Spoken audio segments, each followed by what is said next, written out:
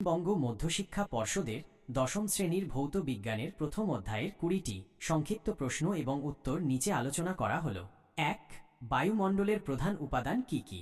উত্তর: nitrogen ৭৮.০৮%, oxygen ২০.৯৪%, argon ০.৯৩%, carbon die oxide ০.০৩%। ২. বায়ুমণ্ডলের সর্বনিম্ন স্তরটির নাম কি?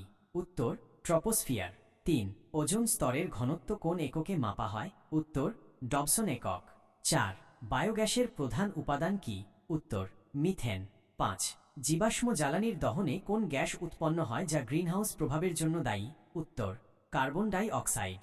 ৬. সৌরকোষের মূল উপাদান কি? উত্তর: সিলিকন। ৭.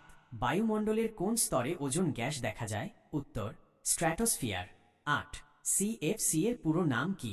উত্তর: ক্লোরোফ্লুরোকার্বন। ৯.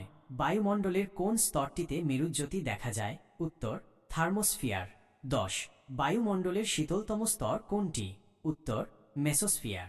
১১. অপ্রচলিত শক্তির দুটি উৎসের নাম লেখো। উত্তর: সৌরশক্তি ও বায়ুশক্তি। ১২. জীব জ্বালানির একটি উদাহরণ দাও। উত্তর: কয়লা, খনিজ তেল, প্রাকৃতিক গ্যাস। ১৩. বায়ুমণ্ডলে কোন গ্যাসের পরিমাণ সর্বাধিক? উত্তর: নাইট্রোজেন। ১৪. গ্যাসের আচরণ অধ্যায়ে পরম শূন্য উষ্ণতার মান সেলসিয়াস স্কেলে কত? উত্তর: -২৭৩ ডিগ্রি সেলসিয়াস। ১৫.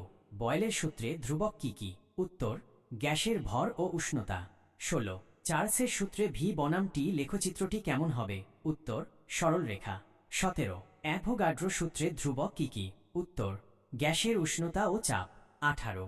আদর্শ গ্যাসের অবস্থার সমীকরণটি লেখো। উত্তর: PV = nRT। ১৯. কোন উষ্ণতায় গ্যাসের আয়তন শূন্য হয়ে যায়? উত্তর: পরম শূন্য উষ্ণতা। ২০.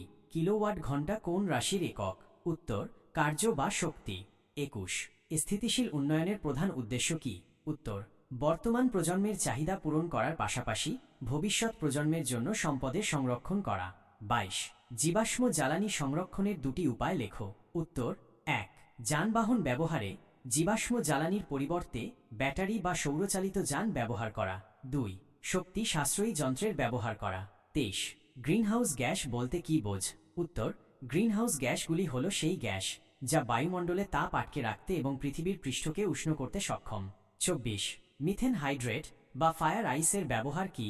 উত্তর: এটি জ্বালানি হিসাবে ব্যবহৃত হয়। ২৫. পুনর্নবীকরণযোগ্য শক্তি উৎসের একটি সুবিধা লেখো। উত্তর: এটি পরিবেশ বান্ধব এবং এর ফলে বায়ু দূষণ হ্রাস পায়।